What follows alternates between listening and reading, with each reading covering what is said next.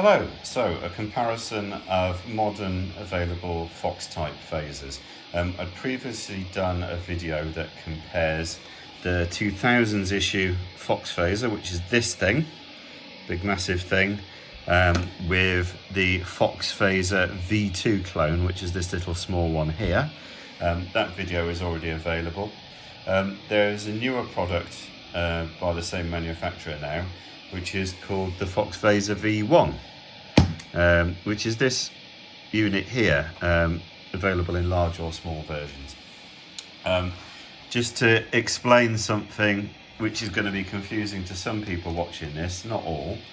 The V2 is in effect the old product, and the V1 is the new one.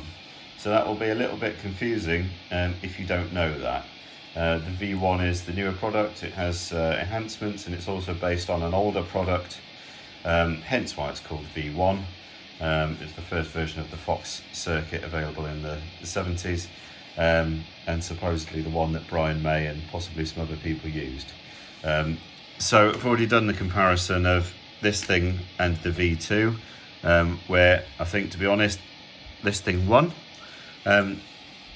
What we've got now is this new improved version, if you like, which is called the V1. What's changed in the V1? Well, as well as having a different circuit in it, which involves some more difficult manufacture, there was some feedback that I had with the old one. So a couple of things I changed. I wasn't sure that the kind of lighthouse bulb on the front of this wasn't perhaps draining the battery too much, so I had the bulb changed for a smaller one. But also I said one of the things I like about things like the Fryer treble boosters is that you can take the batteries out really simply using this drawer on the side, and actually this Foxx didn't have it didn't have a drawer, but it also didn't have a section for a battery at all. You had to plug it in externally. So I said to the maker, if you do another one, could you do one where you can put the battery in via a box on the side and it just comes out like this, which I think all pedals should have. I think it's a great feature. And he said, yep, no problem, and made me a slightly different one. So oddly, for this comparison, what we're looking for really is for something a little bit more subtle. What I've chosen to do here is use the Fryer Deluxe booster. And the reason for that is that in some ways I think it provides a hotter sound, and it sort of gets you a little bit like that Live Killer's Queen tone, if you've ever heard that. It's probably not exactly the right tool for the job, but as with a lot of these things, sometimes if it sounds right, it is right, and that's what you use. So just to refresh on what the old pedal sounded like, remember, old is V1, new is V2. Confusing, I know. If you play something like again, I can't speak, like White Queen, then that sounds a little bit like this.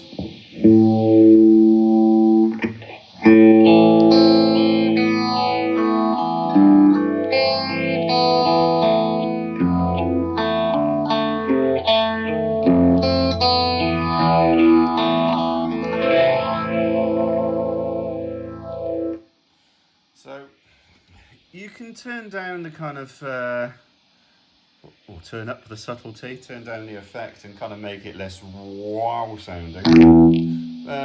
But it's always kind of there.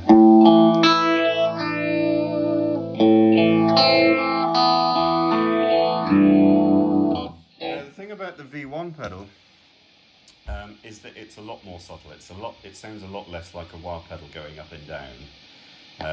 I've done a kind of similar thing. I've put it on almost the slowest, or I think it is on the slowest speed you can do, because I don't want it to be too whooshy when it's playing. And then I just kind of adjusted the depth to fit, and you get a sound like this instead, which is a lot more subtle.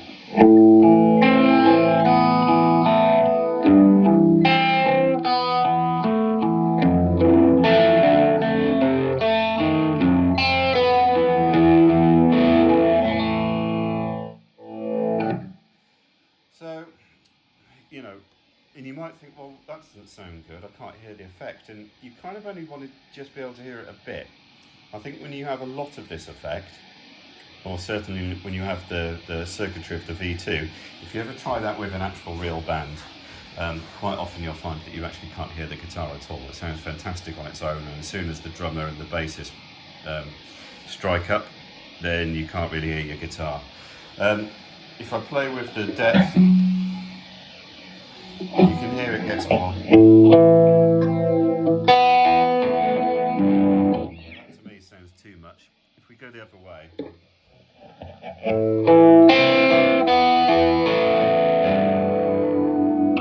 it's subtle.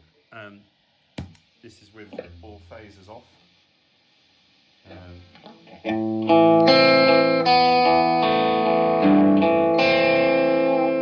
Phases on.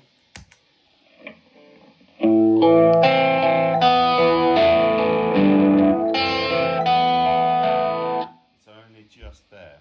Now, I think when you play with other songs, if you imagine that sort of live Killers tone, I've not listened to it for a while, but I know that there is, for example, the song You're My Best Friend, which has a solo in it, which I think is all the pickups on with the neck pickup out of phase. I'm sure someone will tell me that that's wrong. This is that without the effect.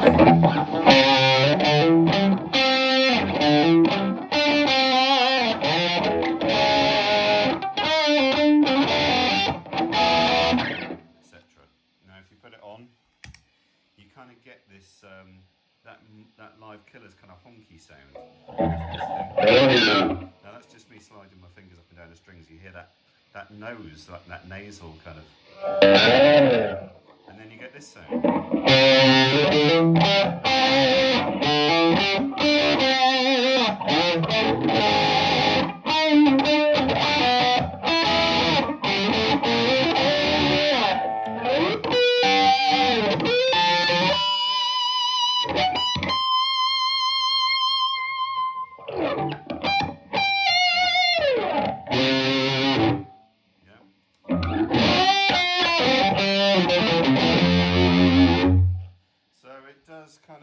It's a phaser, but it's only just there, but it does give that kind of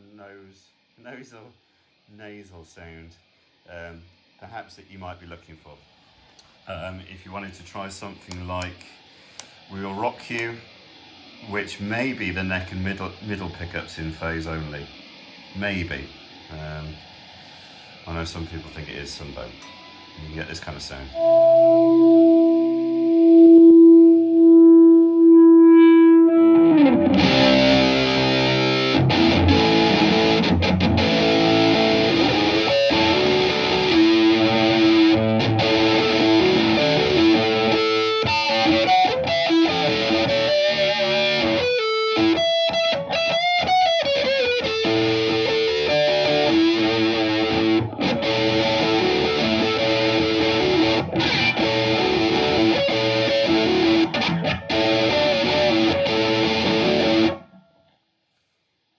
Etc. And if you listen to We Will Rock You, especially the multi-tracks, you can hear the in the build-up to that, which might let you kind of train your phaser onto what settings you want. I think there's a kind of a slower phase, which seems to be the one on record, and then perhaps a slightly faster one for live use. You can do things like We Are the Champions.